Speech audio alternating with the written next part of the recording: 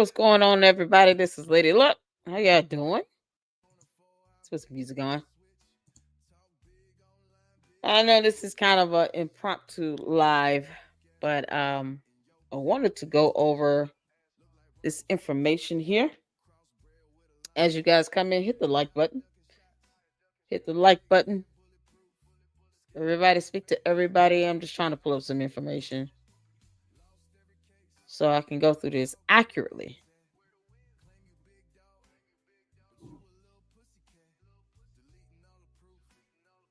Shout out to everybody out there. Happy Sunday. How you guys doing? How you guys doing? How's it going?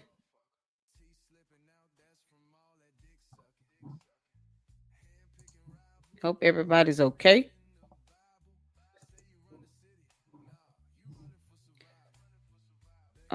Let's see. I'm trying to get some more information here so I can make sure when I explain this, it makes sense. I don't know why. Um, when I'm looking for something, it doesn't come up. When I'm not looking for it, it's everywhere. It's funny how that works.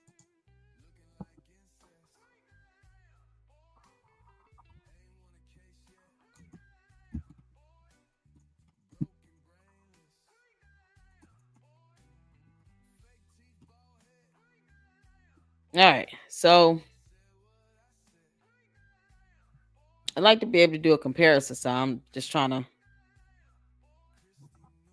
pull up something that'll help me do that.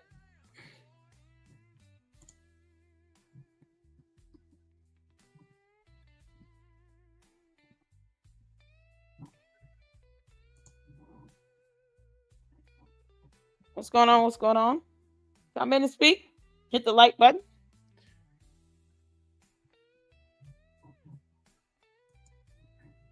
I know this is a bit impromptu, and then we're going to be doing a live later on about Umar, but I wanted to do this one as well. Find it very interesting to go over cases, and we're going to go over this one.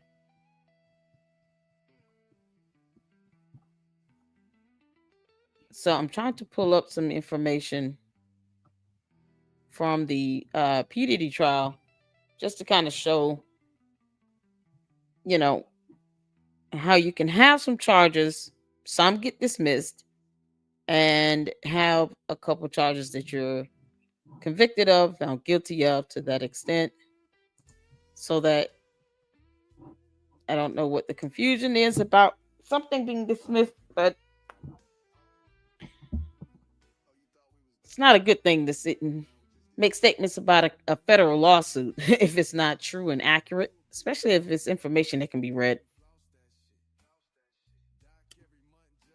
So we're going to pull up some information on it.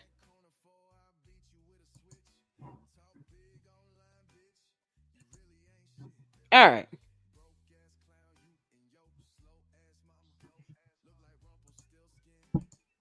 Maybe if I put in he was sentenced, it'll give me what he was sentenced on.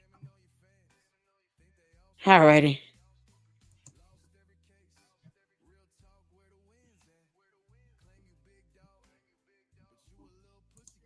Hope everybody's doing well. Happy Sunday to all of you. Happy Sunday to all of you. Those watching now, those watching the replay, those sitting in the bushes.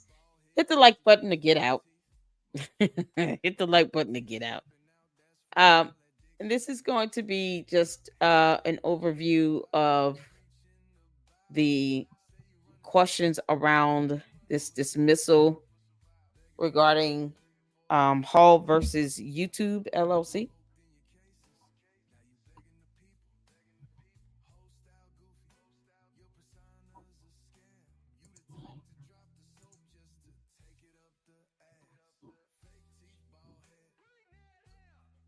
What's going on? Okay. Hope everybody's doing okay. Let's get to it.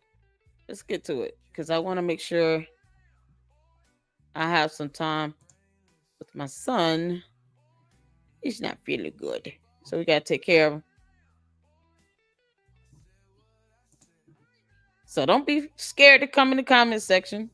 I encourage, free speech, but free speech that It's reasonable, respectful.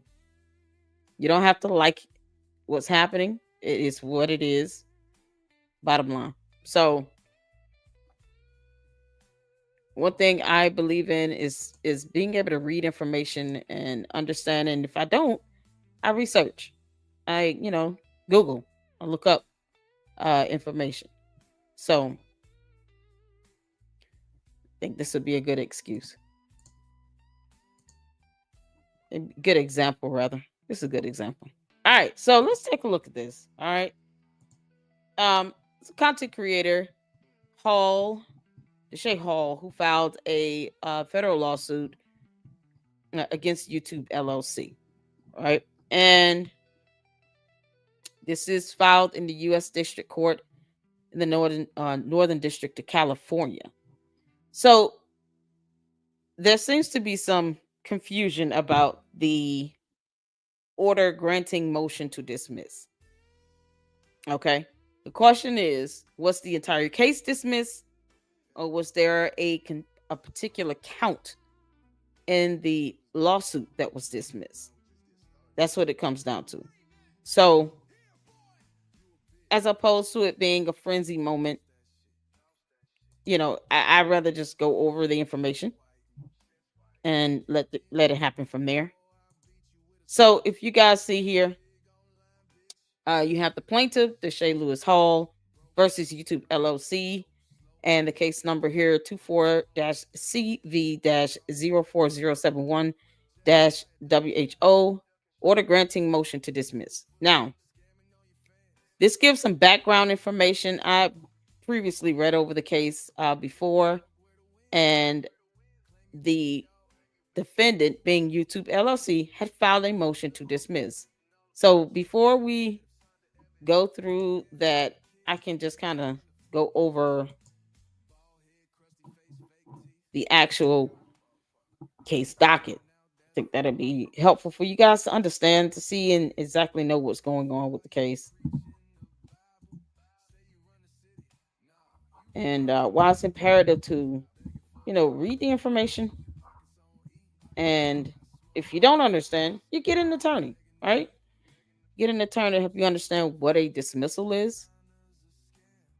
But it is important to always, be forthcoming about a case being dismissed. So I'm going to answer that question. So let's take a look at the actual case docket. All right. This is Hall v. YouTube LLC. You guys see here. I'm going to start with the most recent activity and then go down to the earliest activity. So the last docket that was the information that was made to the court docket was on August 29th to 25, and it was a clerk's notice. Basically, once the lawsuit was filed, let me flip it around. A lawsuit was filed July 5th to 24 by the petitioner. Of course, it went through the process of the court. It was assigned a docket. It was signed a judge. I believe his name is Judge William Orrick. And then, of course, once the court reviewed the documents, it gave time, of course, for the defendants to file a motion to dismiss. A motion to dismiss was filed by YouTube, and it's kind of standard in any civil, procedure, even if it's for a federal case, that the defendant will try to seek a motion to dismiss. So when there's a motion filed, that typically triggers a hearing. That hearing on the motion to dismiss, well, here was a Zoom hearing. Looks like there was a reset that was done for December 10th, 24. And then on December 4th, there was an order to show cause. So if we can look this up, you guys can see what that is. In order to show cause, it's basically the court saying, hey, listen, you have to tell us why this case should not be dismissed and why we should keep this case open. So as you can see here, defendant YouTube Inc. filed a motion to dismiss. Plaintiffs, who's pro se, complaint on October 16, 24, docket number 19. Plaintiff's opposition or other response to the motion was due by October 30th. As of today, plaintiff has not filed an opposition or response to YouTube's motion to dismiss. So once they filed the motion to dismiss, depending on whatever party is filing a motion, the other party has the right to file a response or reply to that motion. So because the petitioner did not file a response to the motion to dismiss, the court said, okay, do you want us, basically they're saying, do you want us to proceed with this case? So they vacated the December 10th, 24 hearing on that motion to dismiss because there was no response filed by the petitioner.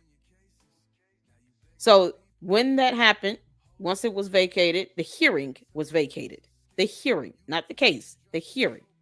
The plaintiff was then ordered by the court to show cause why this case should not be dismissed for failure to prosecute.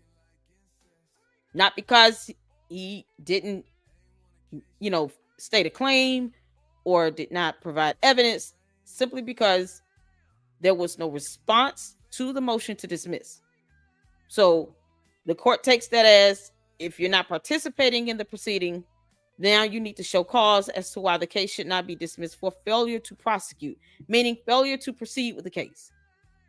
So according to Federal Rule of Civil Procedure 41B, plaintiff can respond to this OSC by filing an opposition or other response to the motion to dismiss by January 3rd of 25. If plaintiff does not file an opposition or response to the motion to dismiss this case by January 3rd, 25, this case will be dismissed without prejudice for failure to prosecute under Rule 41B.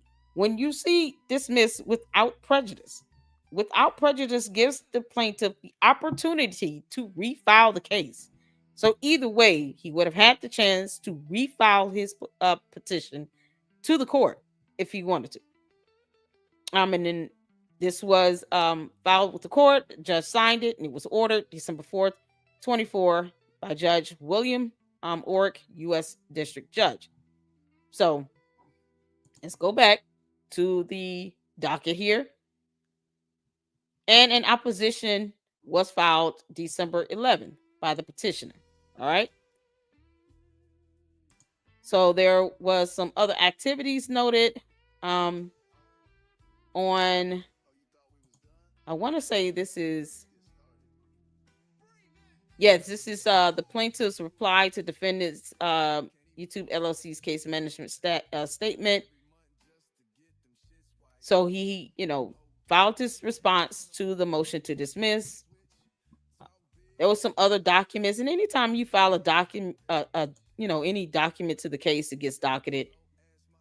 Depending on what is the name of that docket, that's what it's named and entitled under. So, of course, the order on motion to dismiss, we're going down to May 5th. Here's that order. I think I have it up already. And I just want to make sure I have it up.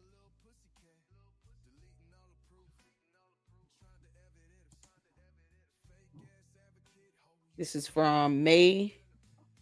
Yep. All right. Here it is. Okay. So here's an order granting motion to dismiss. Now, understand, when you file a lawsuit, typically when you're stating a claim, it is listed as counts. When it's a criminal matter, it's listed as charges. So let's take a look at right quick at P. Diddy. All right. So that this can be easily understood. I want to make sure I have the right tab. With P. Diddy, when he was charged, he had 5 counts, 5 charges total for a criminal matter that he was facing.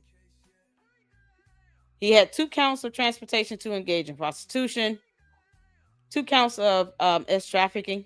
He was acquitted of those 2 counts of S trafficking. He had 1 count of racketeering conspiracy, to which he was acquitted of.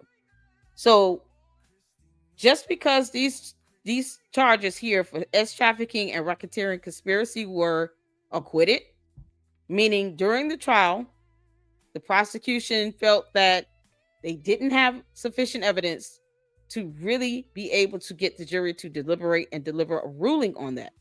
So they agreed for those two charges in this entire case to be dropped. What's going on, Cher? How you doing? Hey, Wyoming gal.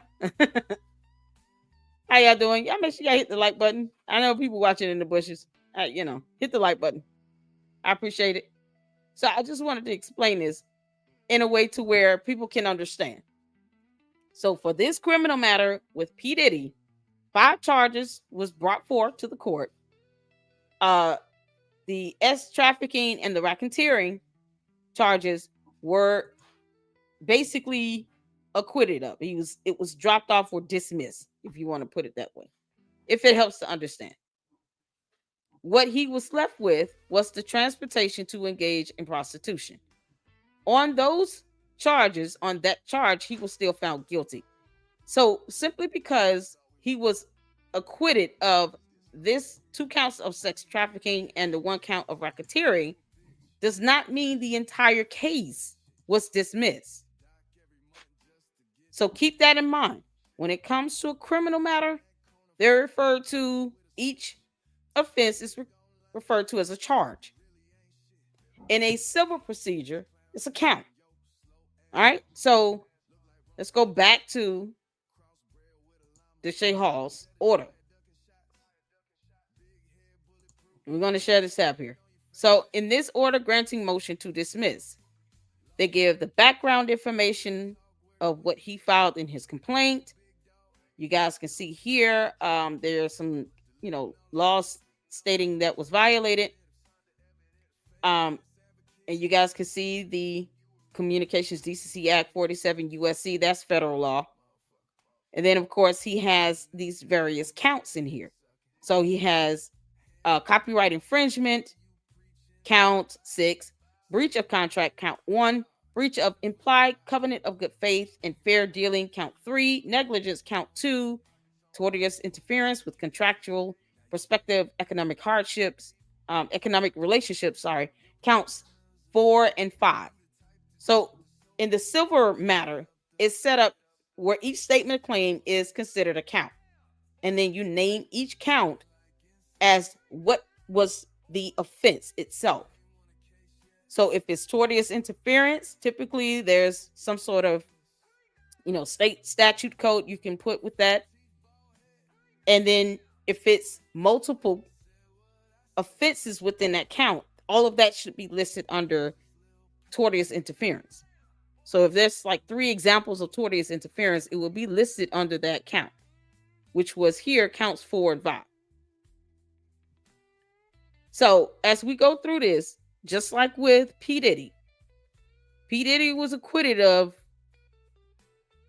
it was 5 charges, but it was like 3 charges with multiple accounts. 3 of the charges were acquitted, but it did not dismiss the entire case. The case still concluded on the remaining 2 charges. And it was basically 2 counts of the engaging in the prostitution. So as we go through this case here, this order, keep that in mind. Multiple counts. But here's where we get down. You guys can see each count here. Copyright infringement is a count. You have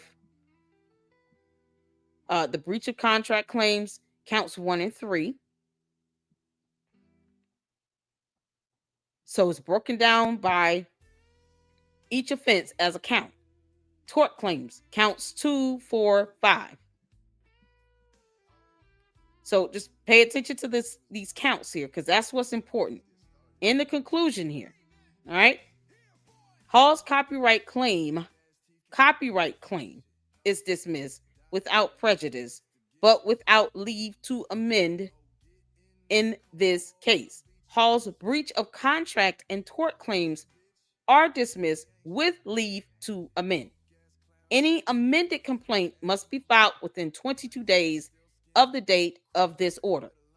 So what the judge basically said is the breach of contract and tort claims were dismissed with leave to amend it.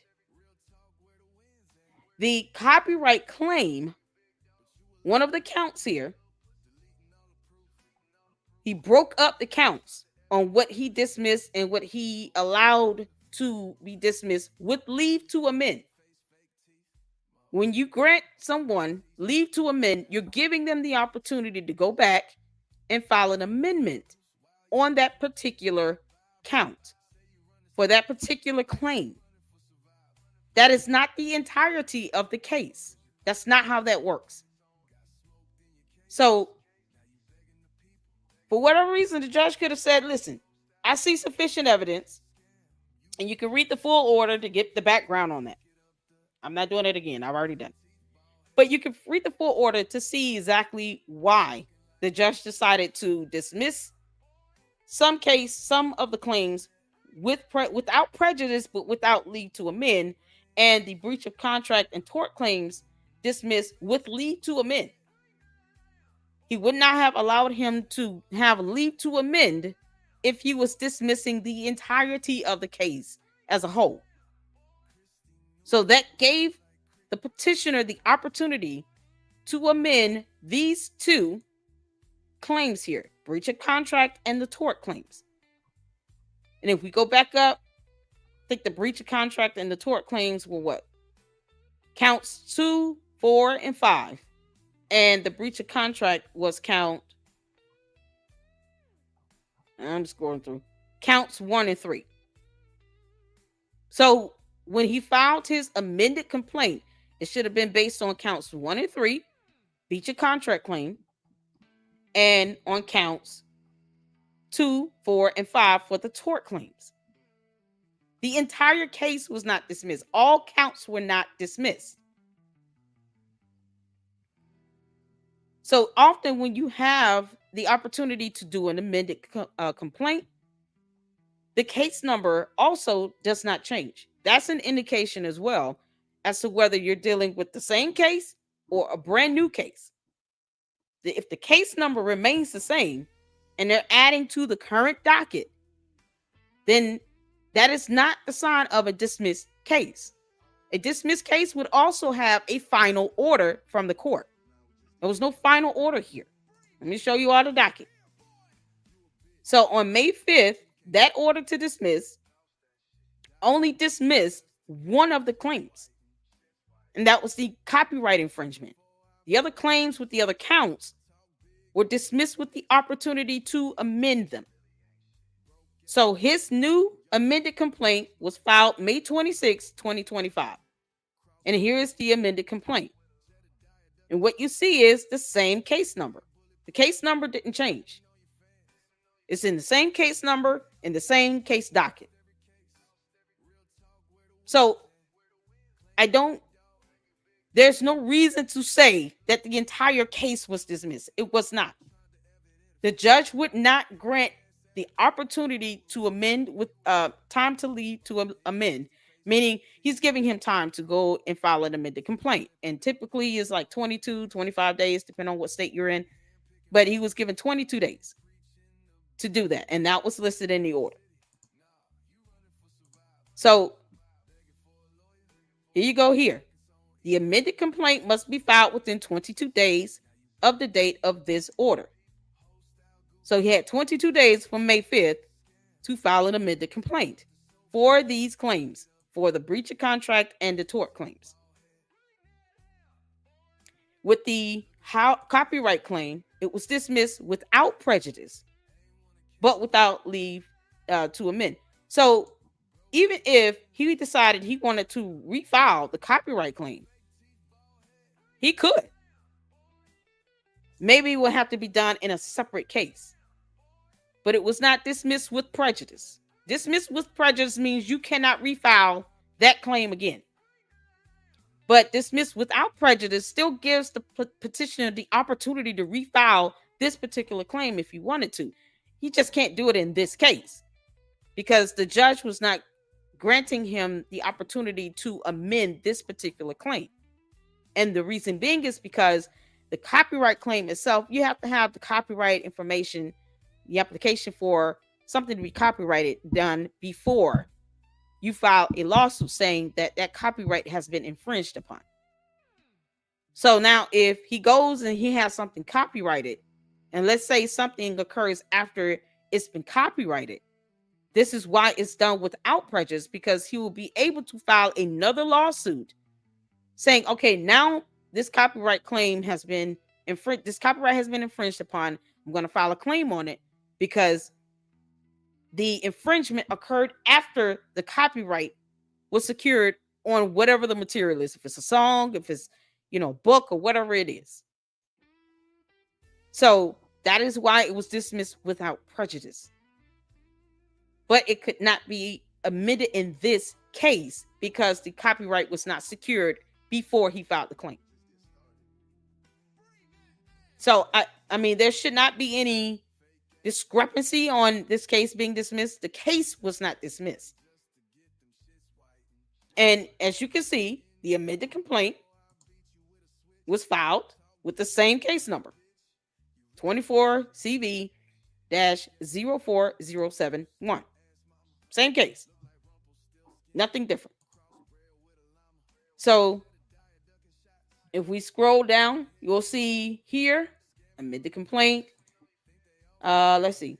Let's go back to the amended complaint. He filed a motion on sanctions.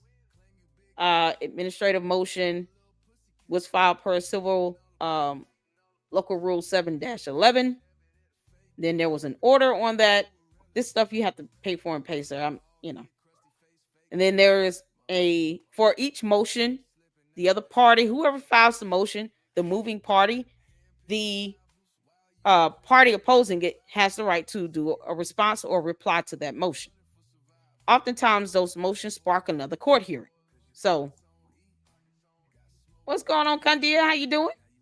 Appreciate you. Hope all is well. Happy Sunday.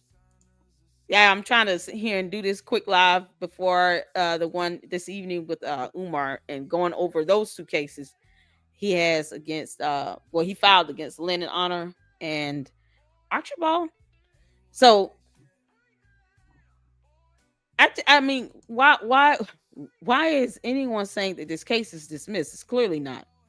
This case is not dismissed. Case number is still here. The amended complaint has still been filed. The motion for the sanctions was filed, I believe, by the petitioner. I don't know. I don't think there was a hearing on that. There was an order on administrative motion per civil local rule. I think it was to get an extension. That's what that seems like to me, that based on that rule. I think the defendant filed a motion to have an extension to respond, and that was granted. And typically judges don't fight when it comes to like, oh, I need extra time to file a response. And, as long as it's not unreasonable, the judge will grant that. So it's not something I would, fight with the court about. And then, of course, you have opposition on the response and then a reply to that opposition.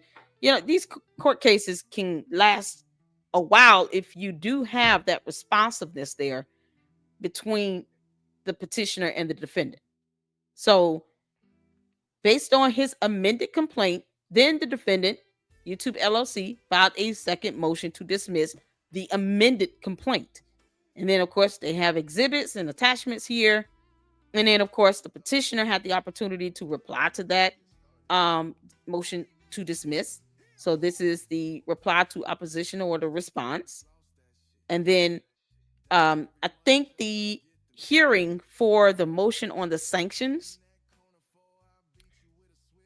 was vacated because the judge decided, you know what, I'm going to read over this stuff, don't have to have a hearing on it, and then I'll make a ruling, kind of like a summary judgment on it, to determine how is it going to move forward.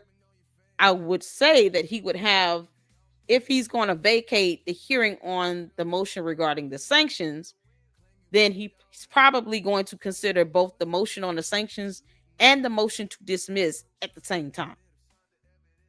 And whatever ruling he gives, it'll be to cover both the motion on sanctions and the motion to dismiss. Since he has the response from both parties, it saves the court some time in doing that. And sometimes that, does happen. And I think too, it does help when you are pro se, you know, the judge typically will show they give a little grace to, because they know if you're pro se, you haven't gone to law school, you're not a bar licensed attorney, trying to go in and present arguments and do cross exams, those things, it might not be very easy for someone that didn't go to law school. I wouldn't even want to do it. And as much as I read about the law, I still want to do it. My godmother's a federal judge and I still don't want to do it. I still don't want to do it. So, there's no shame in that. The summary judgment would be adequate. And of course, there's always an opportunity to rebut or to provide a response to whatever the ruling is from the judge, or appeal, if that be the final order. But this case is not dismissed.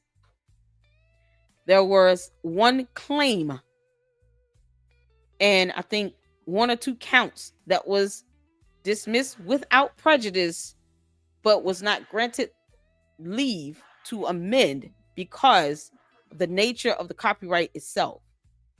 But if he wanted to file a complaint on copyright infringement, as long as the copyright precedes the actual complaint, he has the opportunity to do it. When anything is dismissed with prejudice, the court is basically saying, I don't want to hear this shit no more. Don't bring it back. That's how that works.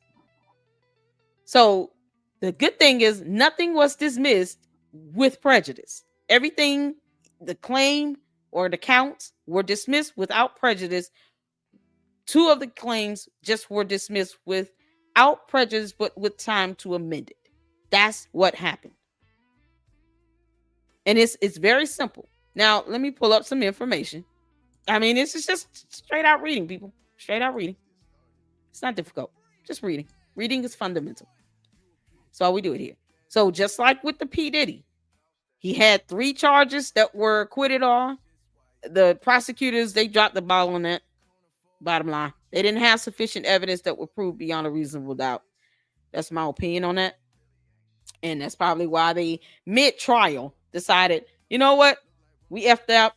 We need to probably have those 3 charges dismissed, or have them acquitted on that, because they would not be able to slam dunk it. But the 2 that they did have evidence to prove beyond a reasonable doubt is what he was convicted on. So it is possible to have parts of a charge in a criminal matter or parts of counts or a claim in a civil procedure to be dismissed, but it does not mean that the entire case is dismissed. And if you don't understand certain terms or terminology, just Google it. You can get good definition of terms by Google.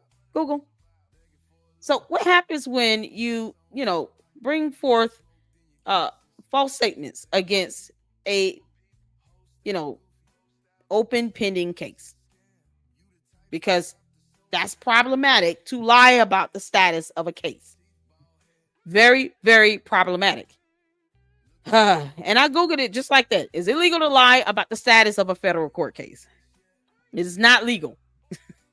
It is not legal to lie about the status of a federal court case.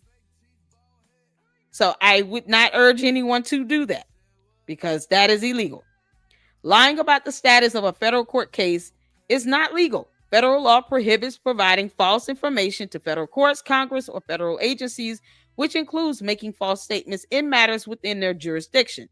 The law outlines several forms of false statements, including perjury, false declarations before federal grand juries or courts, and subordination of perjury. These offenses carry severe penalties, including imprisonment for up to 5 years, with more severe penalties for offenses involving terrorism or federal sex offenses. The law applies broadly even to informal settings, such as interviews or with federal agents or written communications with government officials. And if you guys want, I can just click on, one of the statute codes here. 18 U.S. Code Statute 1038, false information and hoaxes. So the first one, sub A, is dealing with criminal violations. In general, whoever engages in any conduct with intent to convey false or misleading. Let me click on this here. Here we go. We're under law.cornell.edu, and I'll drop the link for this. This is why reading is fundamental. This is why reading is fundamental. There you go. All right. I mean, it's certain things it's not necessary. And here is the link to court listener for the court docket on Hall v. YouTube. Yeah, if you don't know, research and read, and if you don't like it, then I suggest you not say anything, because it's not going to fare well for you legally. It just doesn't. If you're not sure of a case status, look it up.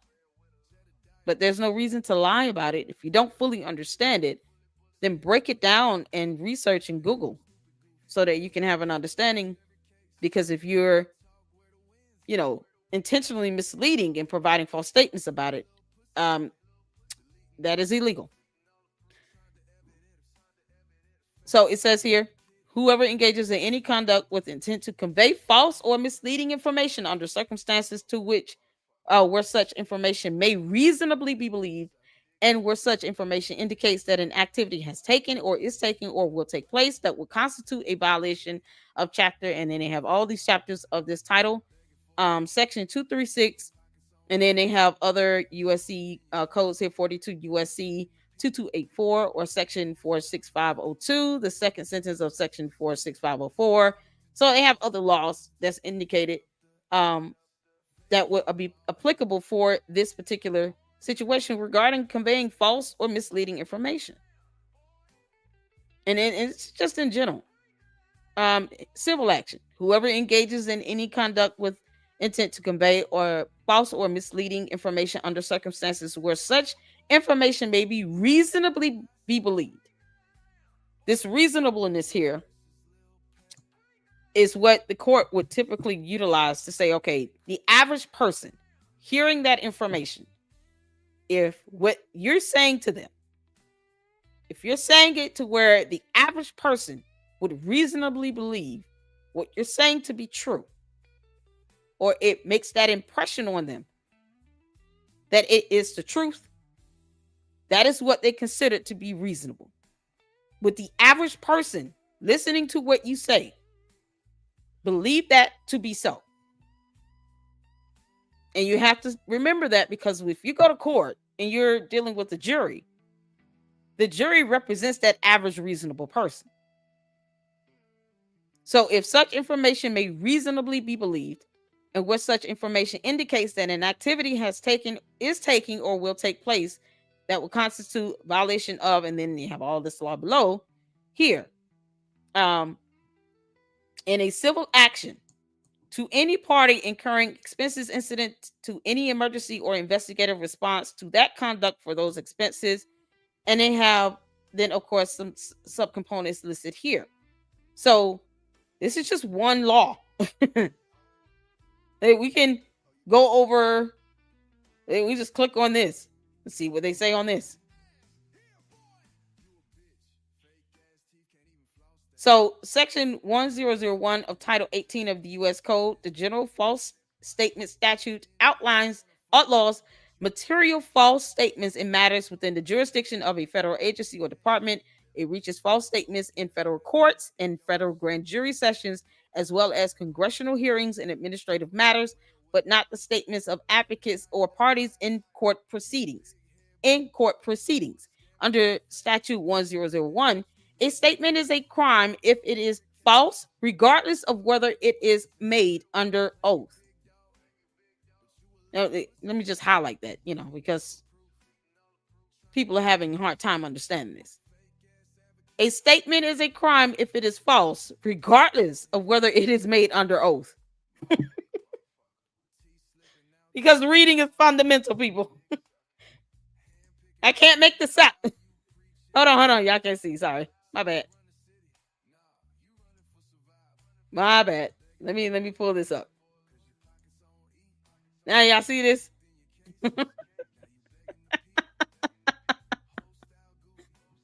You can't make this stuff up. I just wanted to highlight that so y'all can see. A statement is false. A statement is a crime if it is false, regardless of whether it is made under oath. Under Statute 1001. Lying about the status of a federal court case is not conducive to your good liberty and freedom. So don't do it.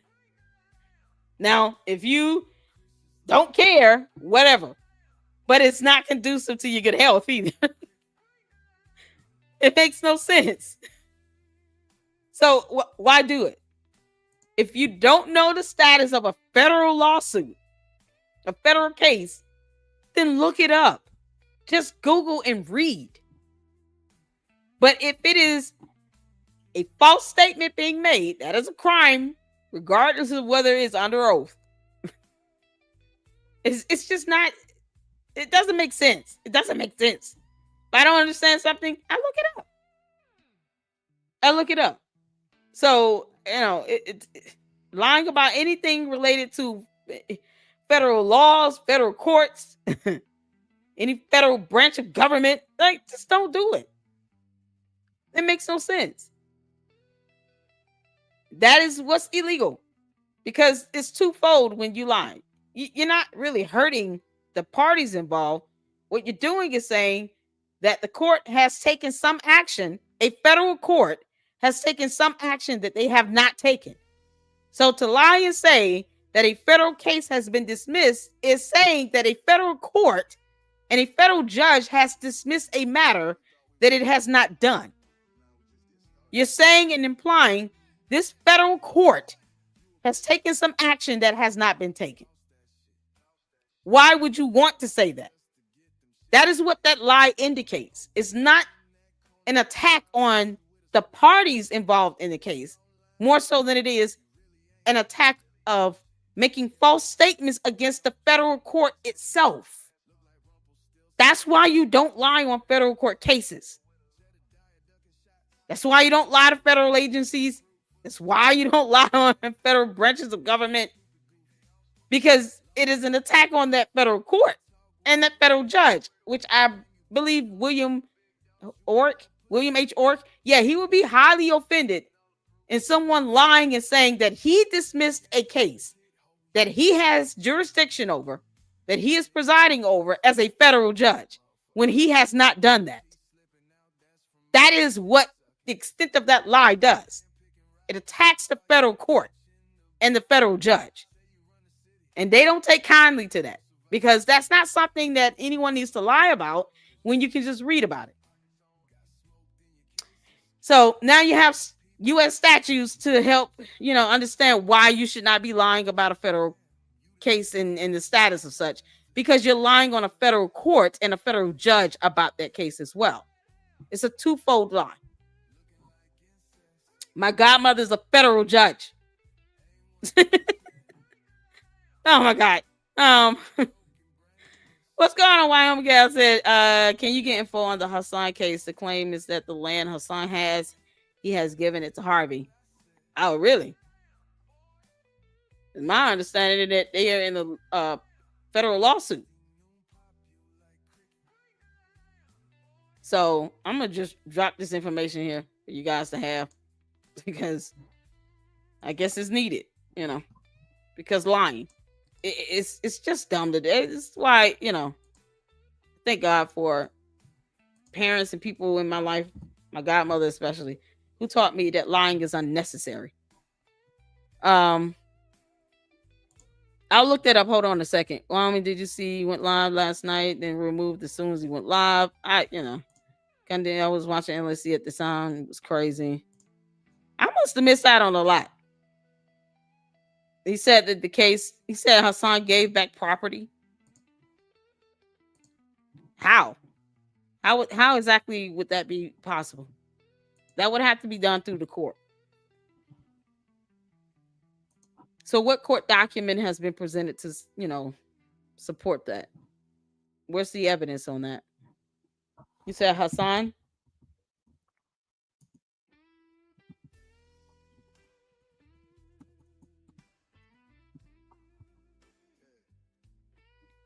Um, when did this happen? He decided to give back land to the city of Harvey during federal litigation. When did that occur?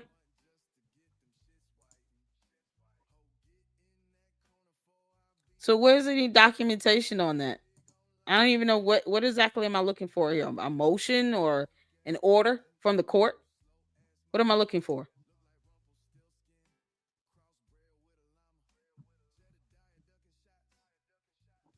Um, I'm gonna be honest. I don't.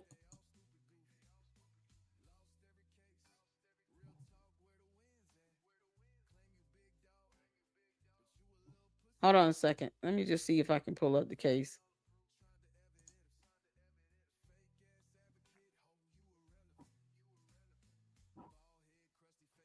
I don't understand. Like, I mean, hold on.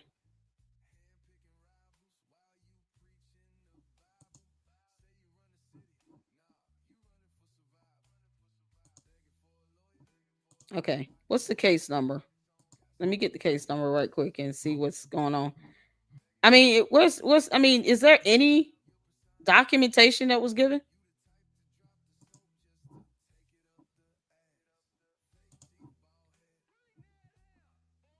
It was just said,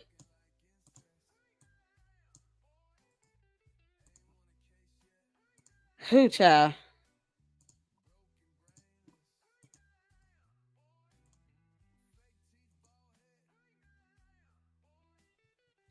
Okay. Uh,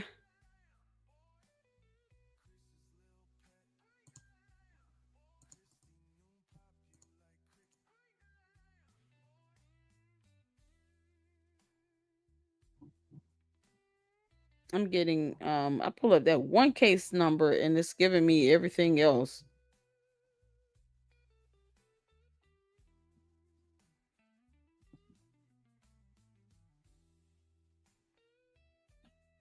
I don't see anything. Okay, what's the what case is this referring to? Can you tell me the case? The name of the case? Who's involved in the case?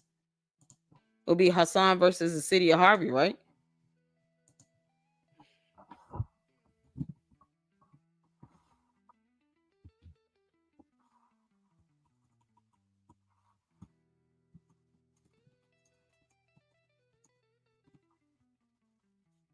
Why would he just give back land to the city of Harvey if there's a federal lawsuit in place?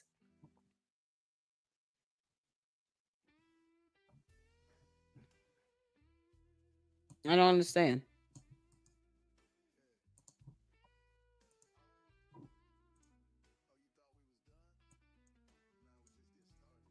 And that's the thing too. I don't see anything with that. Like I'm not seeing any cases with that.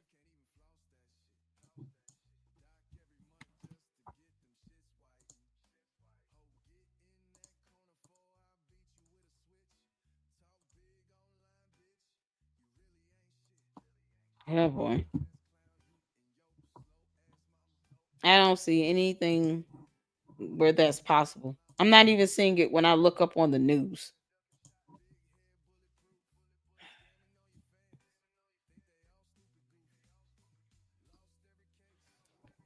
When did this occur?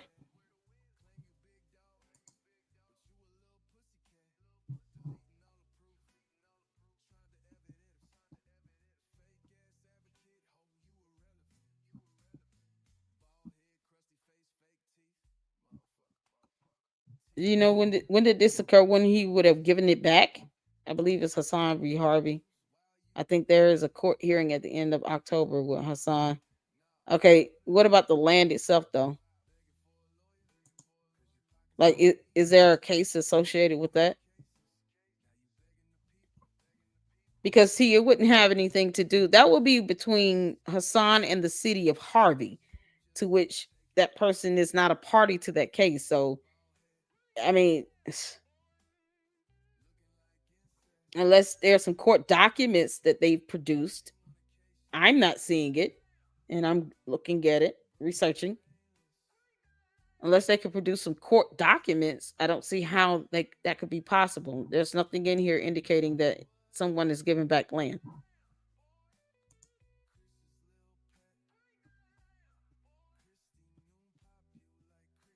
Um,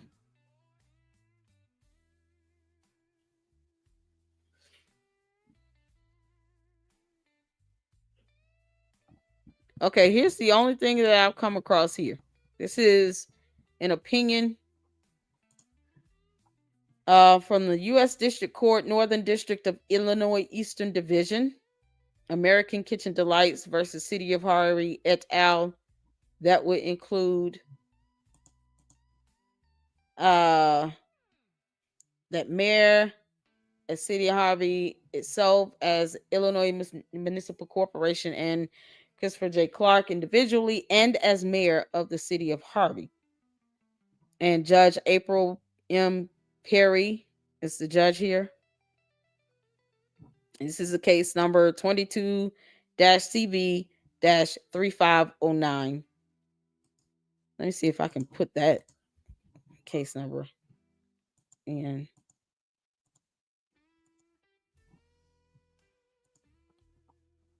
I just want to Google that case number.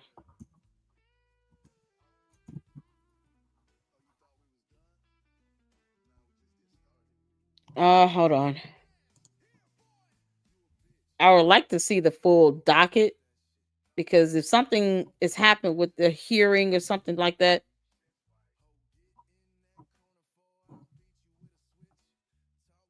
and something that drastic has occurred, it would be in the court docket. So that's what I'm looking for. I want to see the court docket.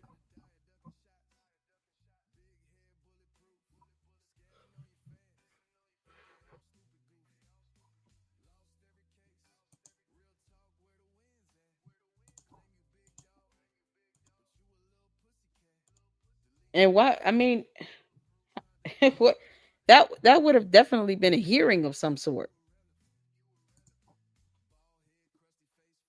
Umar is disappointing. I had so much for the school. I know. What's going on, Omar? We're gonna be talking about the couple lawsuits that Umar Johnson filed at 7. I was trying to do Good Catch, America's Kitchen, and not Hassan. Okay. Yeah, I was trying to do a little research on this case here regarding a content creator that filed a lawsuit against YouTube, and the importance of not lying on federal lawsuits, because it's a crime. Let's see.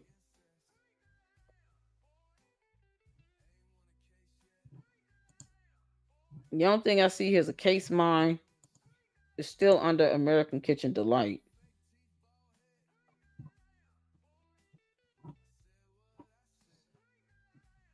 Okay.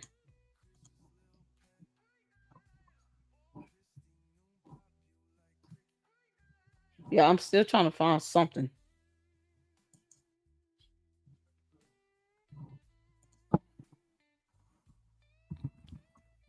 If it's on the American Kitchen Delights, the City of Harvey, I should still see a court docket.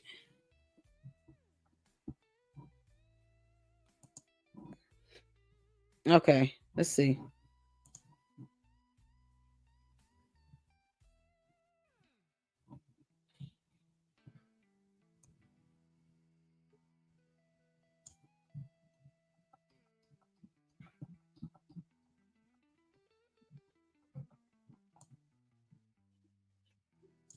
That's something dated August 23rd. So this was the most recent. What we're looking at here is like the most recent thing. Um, let me pull up what came up under. Let me just show you all this right quick. So this is Justia. I'm trying to see the full case docket. As you guys can see, this was filed back on July 8, 2022. And so far, this is pretty much all that's happened. You got American Kitchen Delights and the defendant, City of Harvey, and Christopher J. Clark in his individual and professional, I guess, mayoral capacity. I don't see much that's happened with that. There will be a docket in here.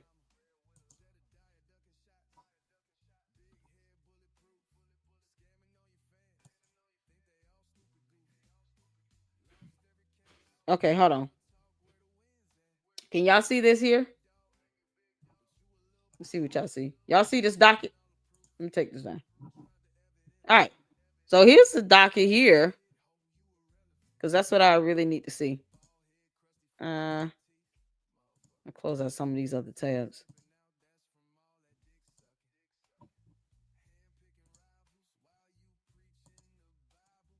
All right. So if you guys can see this here, this is filed from July 8th of 2022. Plaintiff American Kitchen Delights, represented by the attorneys there. And then defendant being City of Harvey and Christopher J. Clark individually and as mayor of City of Harvey. And then it has his attorneys listed there. Okay, so you have, starting with the earliest date filed being the actual complaint. You got a notice, silver cover sheet, attorney, meaning they made their order of entry.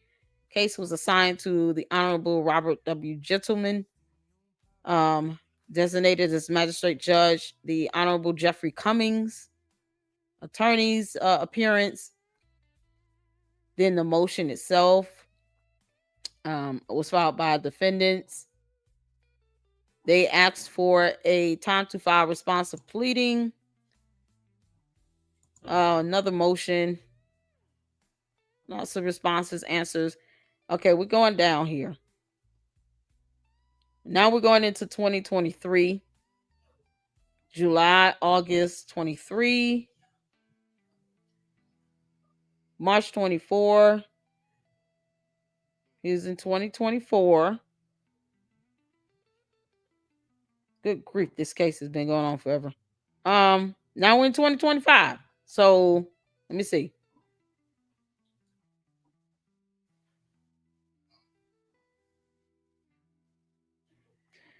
When did this occur about the property? Because it should be in here.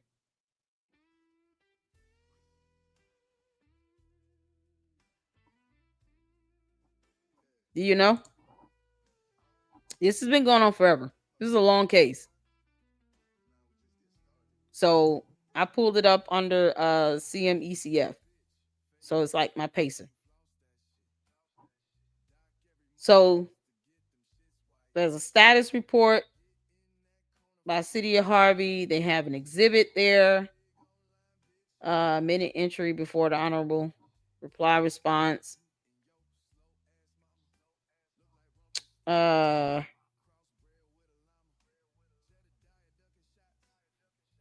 So response by plaintiff, the defendant's summary judgment. So defendants are trying to seek a summary judgment in this.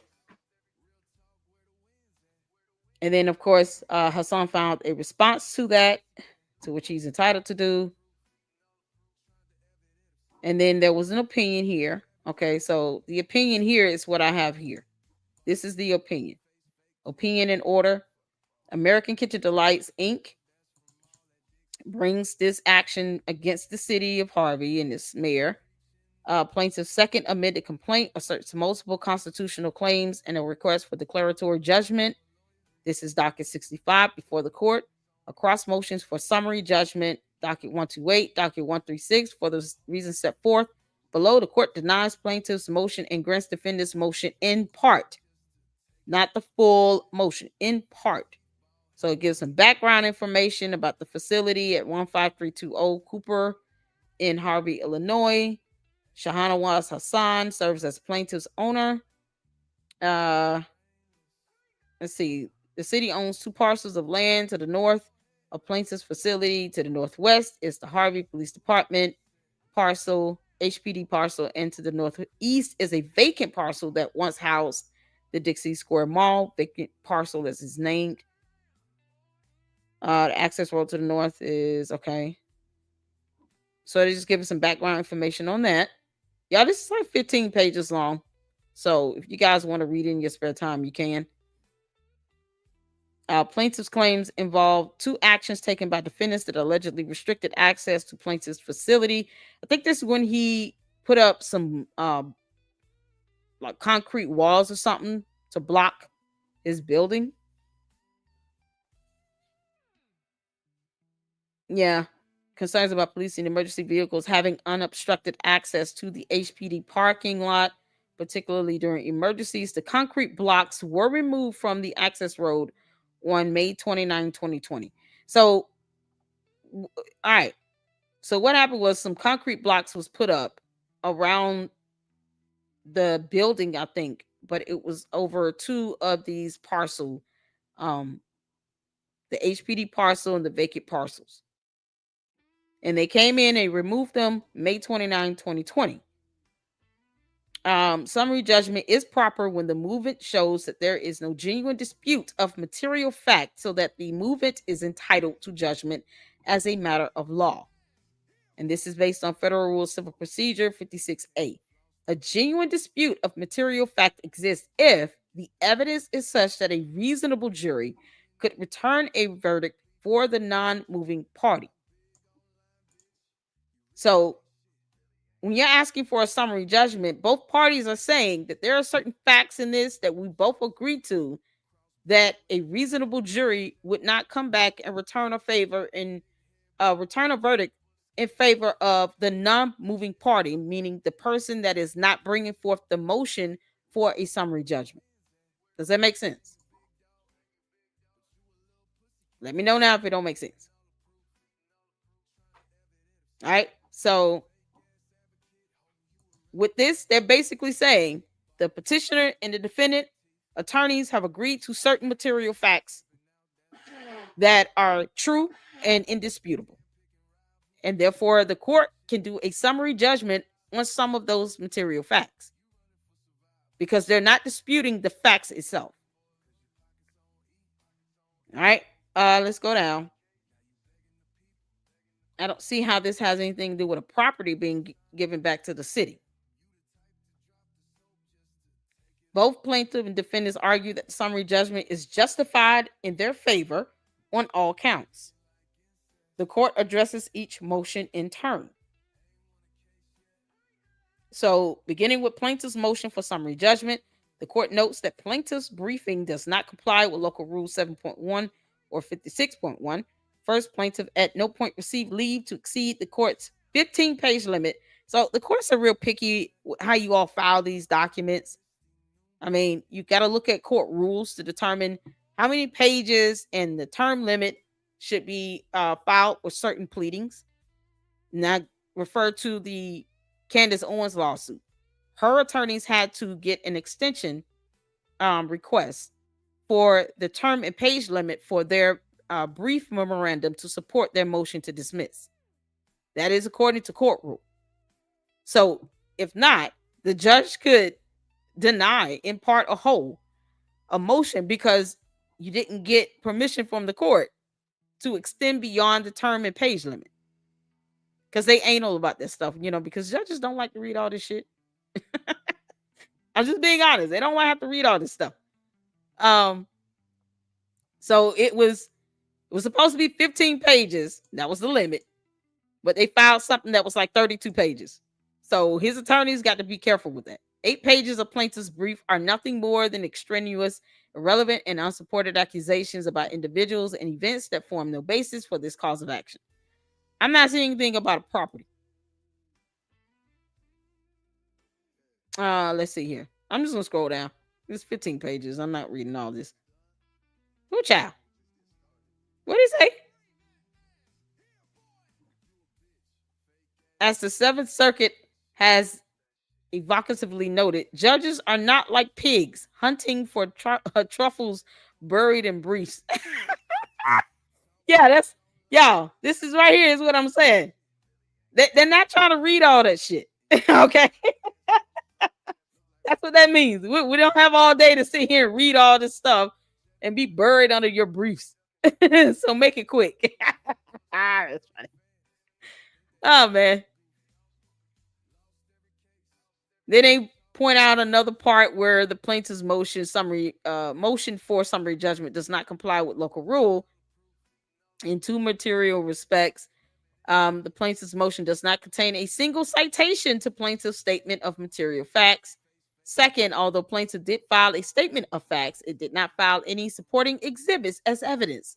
So you need, to have statement of fact, case law, and evidence. All right, finding of fact and law with documentation. That's how I put it. That's how I was taught. Summary judgment is the put up or shut up stage of litigation. I like how that's worded. Put up or shut up. Still nothing about a building. All right. So, okay, let's see here. Accordingly, the court finds the following material facts to be deemed admitted. The city owns the HPD parcel, which is the Harvey Police Department, the vacant parcel, and the access road, which runs through both properties. The city placed the concrete blocks on the access road to restrict public access, prevent public vehicles from interfering with police vehicles exiting and entering the HPD, and to take possession of his property, which was stupid. Why would the city put up concrete blocks that would prevent access to the actual police department? That was so dumb. I forget who I'm talking about here. Yeah, no, that was dumb. That was really dumb. You don't put up blocks to hinder your own police department from being able to enter and exit, without restriction. That made no sense. The city did not place concrete blocks blocking plaintiff's entrance on Hoyne, and the south gate to plaintiff's facility remained open. Okay. All right. Equal protection claim. Lots of legal jargon about that. It doesn't make sense to read it because I would have to give a whole breakdown on it, and my brain hurts. It's just trying to. A lot of the stuff it still has nothing to do with the actual property itself being given back. That was about concrete blocks being put up, which were removed back in 2020. Here, the undisputed facts show that defendants had a rational basis for blocking the public access to the HPD's south parking lot, which was used only for official vehicles. I don't see how. Defendants have proffered that the city wanted to restrict public access to its property and had safety concerns about public vehicles interfering with police vehicles, but the police vehicles couldn't get out. Got it. It still doesn't make sense. Police vehicles were restricted, couldn't get out. Fourth Amendment claim. That's regarding due process. Fourth Amendment claim is a legal search and seizure, I think. Court considers plaintiff's Fourth Amendment claim, which plaintiff alleges that an illegal seizure occurred when the city barricaded access to the plaintiff's facility. Fourth Amendment states that the right of the people to be secure in their persons, houses, papers, and effects against unreasonable searches and seizures shall not be violated. A seizure of property occurs when there is some meaningful interference with an individual's possessory interest in that property. Any Fourth Amendment inquiry necessarily begins with the determination of whether a seizure actually occurred. So, I mean, that has nothing to do with him being the owner of the property and whether he gave something back. So I'm not seeing anything.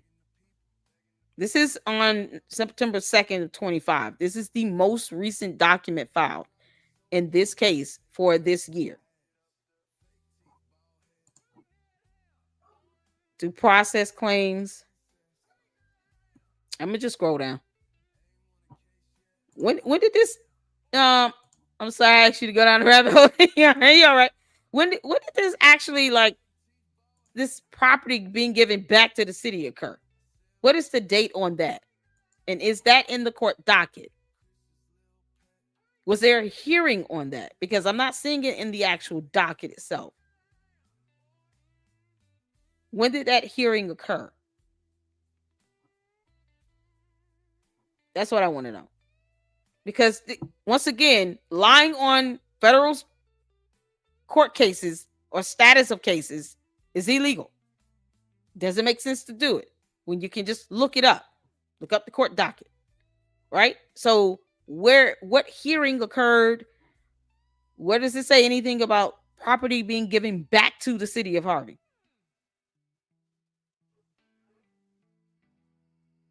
There was a status hearing that was set for September 17th at 10 via telephone. What came out of that hearing?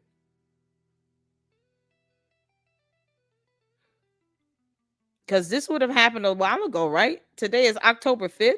This hearing was back on September 17th. So that would have happened a while ago. Let me go back to this. This is the last opinion in the order that you all see that was done September 2nd, right? Then there was a hearing on September 17th. I don't see any order or anything. Not that, from September 17th, they will have what, a good 22 days or something like that? 25 days for something to be determined. I'm not really seeing much else. Anything about a property.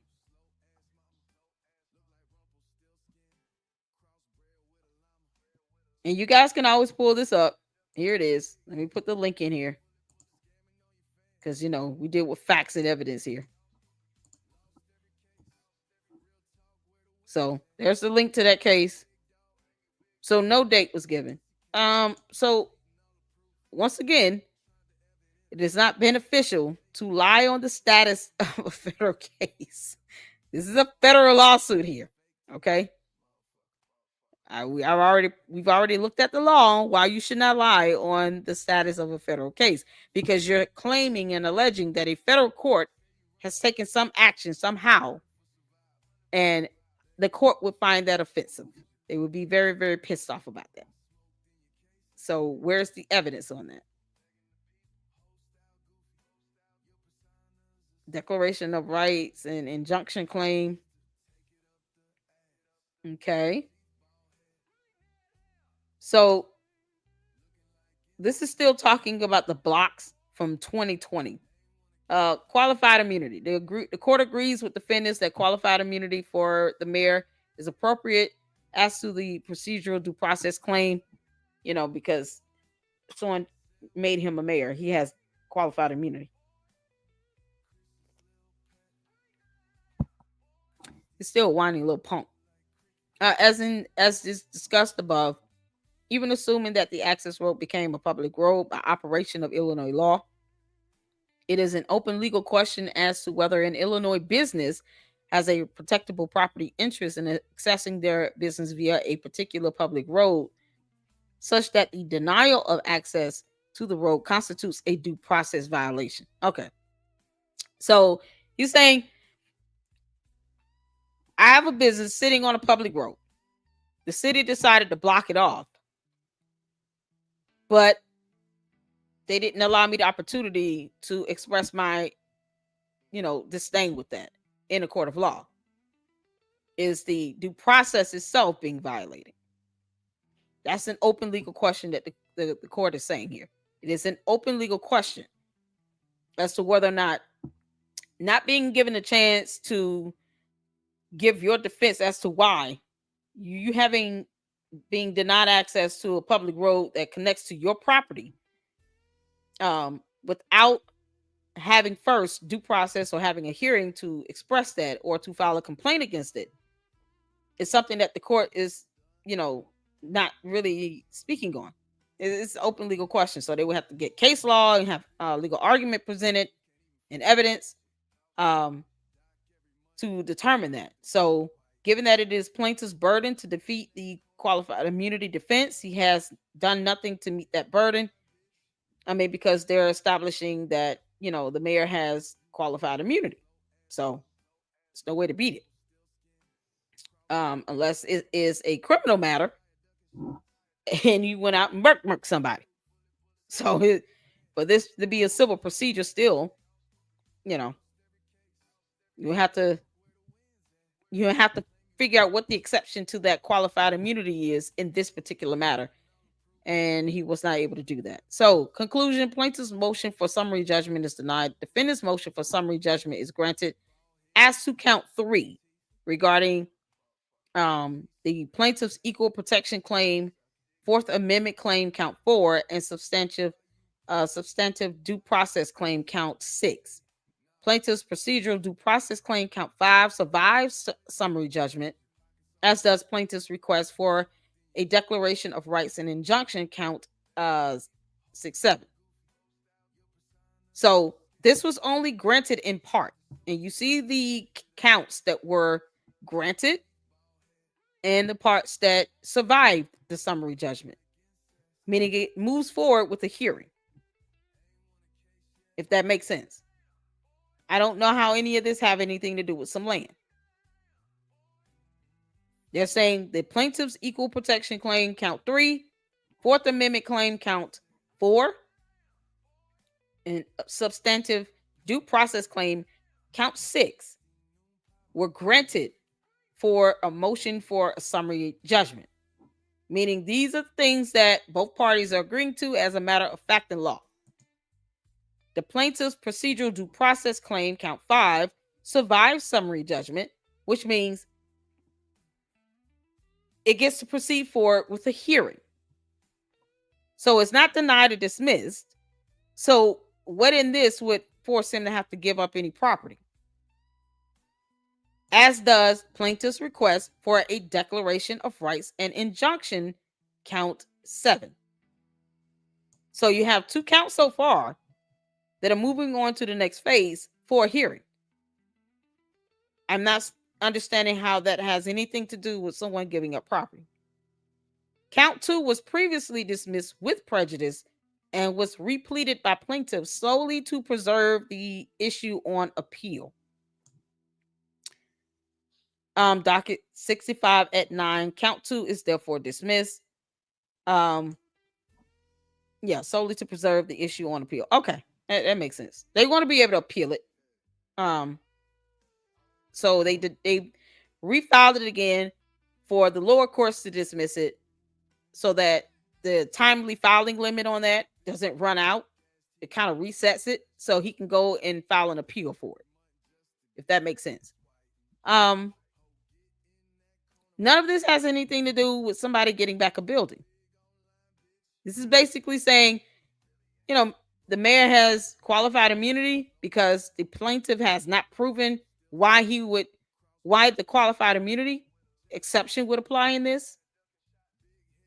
And the rest of the claims are, going to be given a court hearing for the plaintiff to be able to present legal argument and evidence and exhibit. So I don't, therefore count 1 remains a pending claim. So they're still going to have a court hearing. I just, like I said, and this is from Judge April M. Perry, U.S. District Judge. Y'all, these federal cases are nothing to play with. Let's not lie on a federal case and what's going on with it. All right. It just doesn't make sense to do that. And you guys can see here the opinion in order. This is just the case docket activity and the notes here. It just kind of reiterates the document that we just saw. Defendant's cross motion for summary judgment 136 is granted in part. I don't know how this has anything to do with any person giving up a building. Specifically, defendants are entitled to judgment in their favor on counts 3, 4, and 6. Count 2, previously dismissed with prejudice, is dismissed again because they want to file an appeal for it. Count 1, 5, and 7 remain pending because defendant Clark is entitled to qualified immunity. On count 5, judgment is entered in favor on that. A status hearing set for September 17, 25 at 10 a.m. Was scheduled. I'm assuming that's occurred because it's October 5th. And September 17, minute entry before the Honorable April M. Perry. Status hearing held September 17. This case is referred to magistrate judge for a settlement conference. Trial is set for March 9th, 2026 at 9 a.m. There you go. Pre-trial conference is to be held February 24th at 1 p.m. Pre-trial motions to be filed by January 27, 2026. Responses by, okay, so here's some information here y'all can get. I don't know exactly how this would allude to. Yeah. There you go. All right.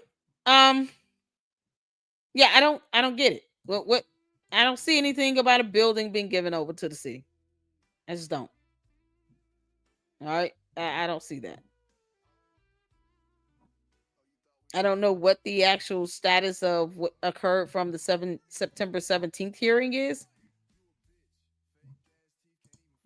Yeah, boy.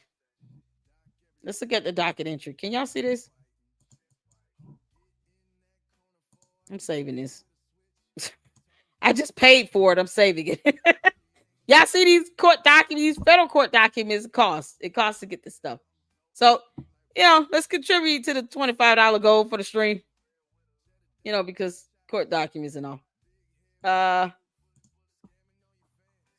Hassan, me a minute. Yeah, I'm saving it. All right. Here is. Hope y'all can still see this. Let's zoom in a little bit. So this is from what was filed on September 17th, 25. American Kitchen Delights v. City of Harvey. 8 people watching, hit the like button.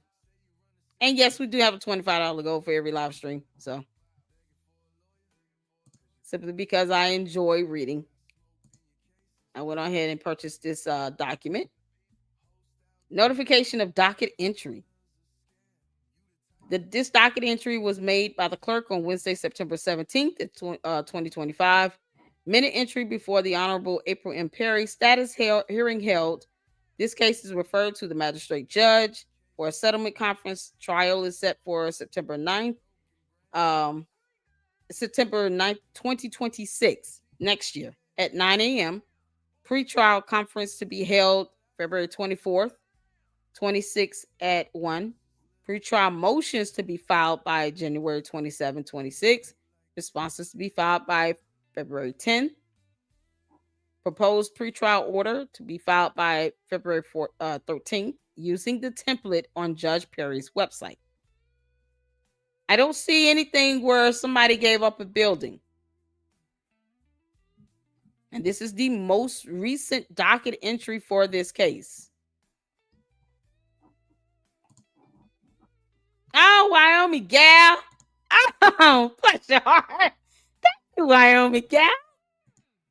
Oh, thank you. I appreciate that. Shout out to Wyoming gal for the 25 super. Thank you so much. Yeah, look, y'all see I get the stuff real time here. Thank you. I appreciate that. That's a blessing. Thank you so much, Wyoming gal.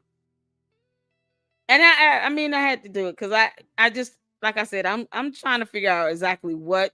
Thank you so much for the 25 super. So that's the goal met. Yay. Yeah, I don't see anything in here in this whole docket. It speaks to him giving up a building, and this is the only lawsuit regarding Hassan versus the city of Harvey and the mayor. I don't see anything. So I have no idea. And y'all see here, this is the full docket for this case. From start to finish, going back to July 8th of 2022, all the way down. This case will be going into 2026. Okay? They scheduled, they're trying to get to the end of it. So they've already scheduled the trial for March 9th of 2026 at 9 a.m. There was nothing in that opinion in the order we just read that had anything to do with anyone giving up a building. So I think, like I said, it does not benefit anybody to lie about a federal proceeding, whether it be a criminal or civil procedure that is open and pending in the court of law, in a federal court of law. Unless there's some evidence to show otherwise. I don't see anything about a building in this case. And that would go through the court. Even if there's some sort of settlement that was done or an agreement made, that would still be in the court docket. So I don't understand what else. And I've looked up other cases. I mean, I literally just Googled it. American Kitchen. I'm trying to do my due diligence. Delight versus City of Harvey.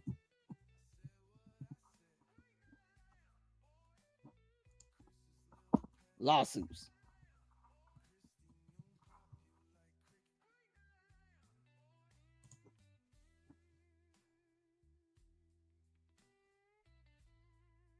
Let me share this tab here. So I just did a search. I don't see anything else. Let me see what's on the trellis.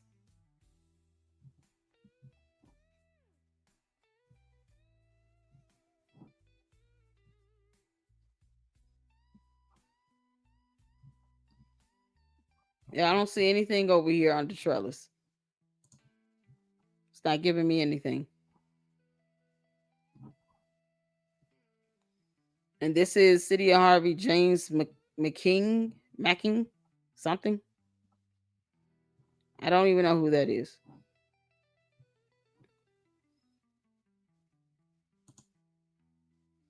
Oh, it's making me sign up. Nope. Case filing, review complaint filed. I don't know where that is. I'm gonna tell y'all right now. Stuff like that would be in the court docket. That would be as a part of a court case, and it would be in the docket. Any agreement made. Now, the details of an out of court settlement are typically inadmissible to court, meaning it's typically not something that you won't be able to just find that information. But I highly doubt they will make an out of court settlement on a building being given back to the city of Harvey. And that will still be public information. It will be at least under the Recorder of Deeds website if something has been given back to the city. So if someone could ask, Mr. Hassan exactly what's going on with that, that would probably be the best route. Just ask him, has he agreed to give the city back a building or some property or something? Even if it's like a right of way. Because otherwise, I'm not seeing anything here. Yeah. And that was the most recent document that I pulled up. So unfortunately, that's pretty much it, y'all.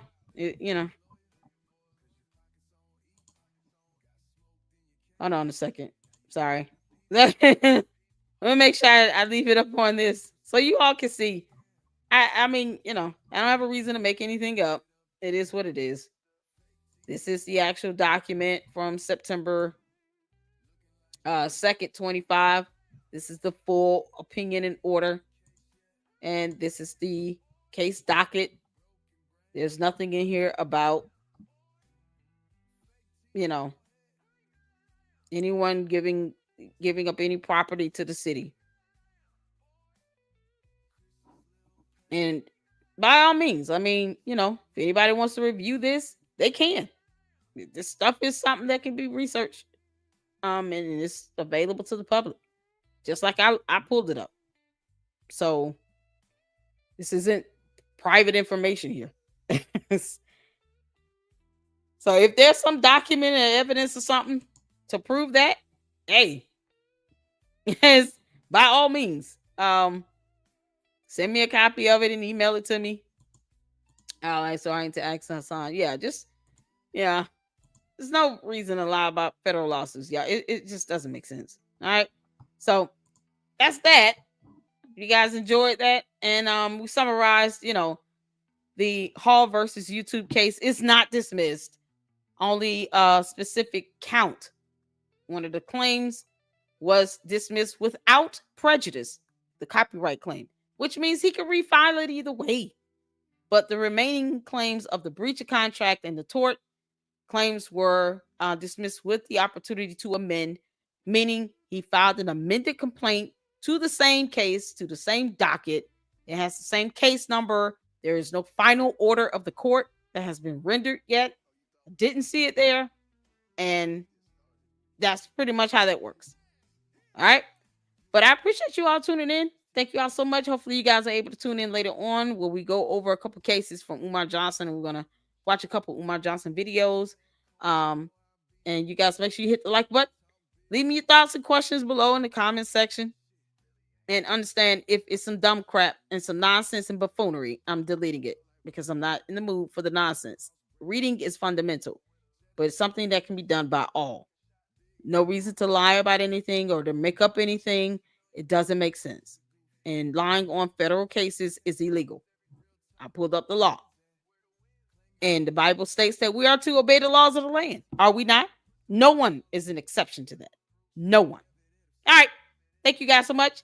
And until the next one, Lady Luck Club out. Shout out to you, Wyoming gal, for the 25 super.